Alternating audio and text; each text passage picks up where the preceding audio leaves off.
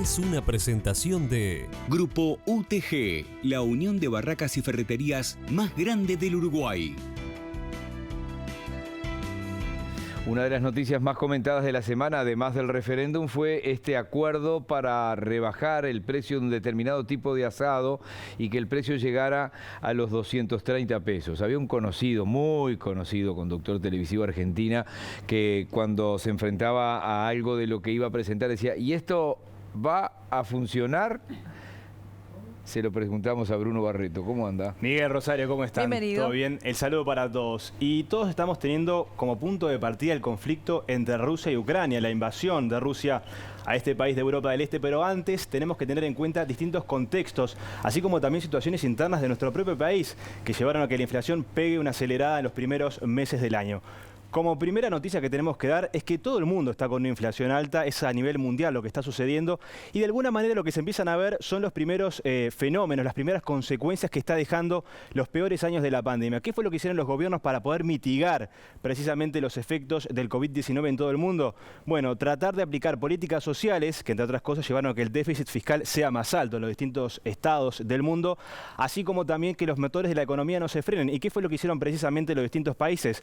Bueno, empezaron a dar una mayor liquidez en la economía. Ustedes recordarán precisamente lo que hizo el gobierno en los primeros meses del 2020 a través de, por ejemplo, la Agencia Nacional para el Desarrollo de nuestro país. Es decir, aplicación de distintos préstamos para las pequeñas, micros y medianas empresas, así como también préstamos sociales, para que los motores de la economía, tal como lo dijo la ministra de Economía y Finanzas, Azucena Arbeleche, no se frenen los motores de la economía y sigan en marcha para que de alguna manera la situación no sea peor. También tenemos que recordar qué fue lo que pasó en los primeros meses del año, es decir, las inundaciones que llevaron a que haya un precio aumentado de lo que son las frutas y las hortalizas, las fuertes exportaciones de carne a China que también provocaron los primeros aumentos de los principales cortes de la carne, y también tenemos que tomar en cuenta lo que sucedió con las altas temperaturas de los primeros meses del año, que llevó a la muerte de las 400.000 gallinas, lo que provocó un aumento en el precio de los huevos. Eso es el contexto interno de nuestro país, así como también del mundo, previo a este conflicto entre Rusia y Ucrania. Exacto, Bruno, pero ¿qué dicen los empresarios de este acuerdo? Bueno, precisamente tuvimos la posibilidad de conversar con el dirigente de la Asociación de Supermercados, estamos hablando de Daniel Menéndez, quien dijo que todavía hasta el momento no hay nada claro en lo que refiere al aumento de precios, en lo que va a pasar en un futuro y sobre todo al acuerdo de precios entre los principales productos de la canasta básica.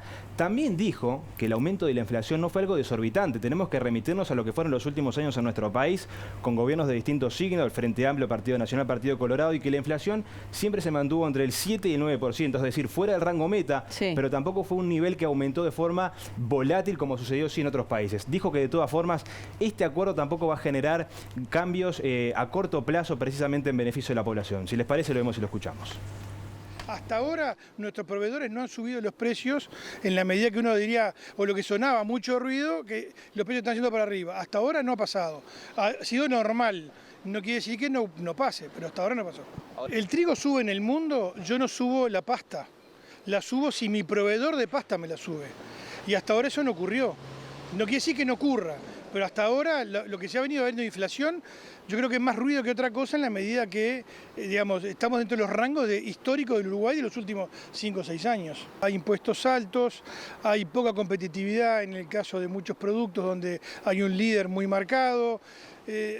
No es un factor solo, hay un sinfín de factores. Atacarlo lleva mucho tiempo, pero no es una tarea nuestra. Podemos colaborar, podemos dar opiniones, pero no es un tema que se arregle así. Tomo esta medida y soluciona el tema de la inflación. Bien, acá hay varias patas.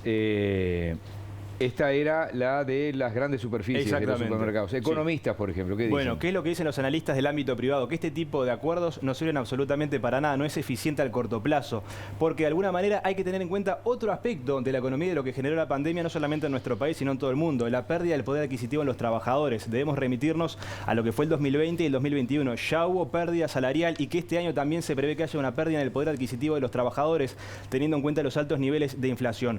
Otra alternativa para que de alguna manera los precios de los productos de la canasta básica se vean reflejados a la baja es una medida a corto y mediano plazo de eliminar cierta carga impositiva de los principales productos que forman parte de la canasta básica. Ha sido un instrumento poco eficaz en el pasado. En general muchas veces se terminan acumulando presiones que cuando el acuerdo cae se dispara el precio, se remarca.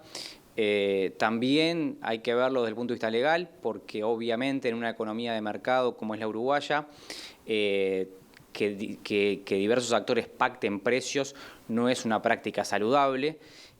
Por tanto, también hay aristas vinculados a las buenas prácticas de competencia e incluso hasta posibles violaciones a la ley. La herramienta fiscal puede ser una herramienta importante. Esto quiere decir tratar de disminuir la carga tributaria de determinados productos básicos puede ser importante. Es decir, recordemos que en Uruguay los productos básicos que se consumen, alimentos o incluso hasta productos de higiene personal, pagan el 10% de IVA.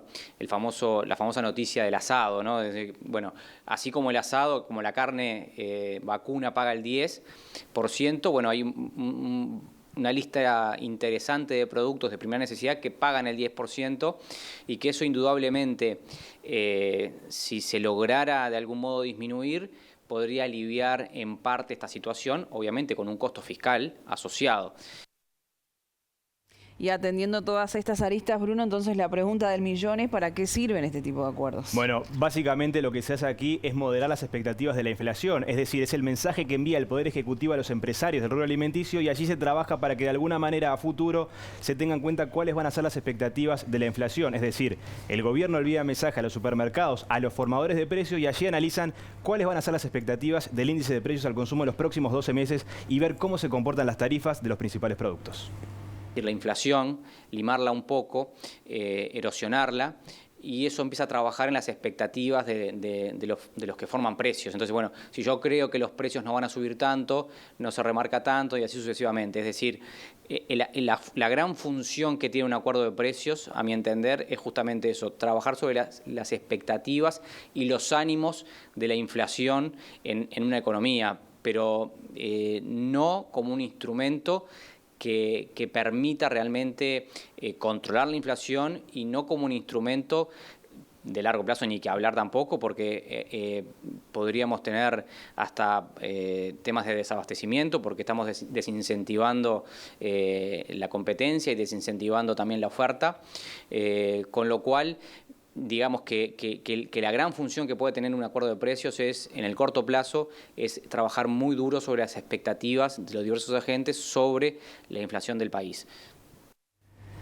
No es el caso, no es para asustarse en Argentina. Decía Infobae ayer, hay huecos en las góndolas de los supermercados y se venden productos racionados. Se ven botellas de aceite y dice, solo se venden 2. Bueno, aquí dos principales aspectos, Miguel Rosario. Uno de los principales errores, si se quiere, como comentan los analistas privados, fue la aplicación que se hizo en los distintos gobiernos de Argentina de esta última década, si se quiere, los famosos precios cuidados, es decir, tratar de alguna manera de regular los precios de la canasta básica, pero que de alguna manera esto no sirvió porque los precios siguieron en el aumento. Y otra de las cosas también que genera de alguna manera regular los precios es que haya una menor oferta y una menor demanda, entonces de alguna manera se distorsiona todo lo que es el precio de la economía. En definitiva, habrá que esperar qué es lo que sucede entre el conflicto de Rusia y Ucrania y ver cómo sigue la inflación aquí en Uruguay. Bien, y veremos a los colegas y a nosotros yendo en las carnicerías a ver cuál es el asado de 230 pesos. Y si realmente es bueno, como dice. Yo insisto que a Mujica le hicieron una mala jugada y eran 2/3 era grasa y hueso.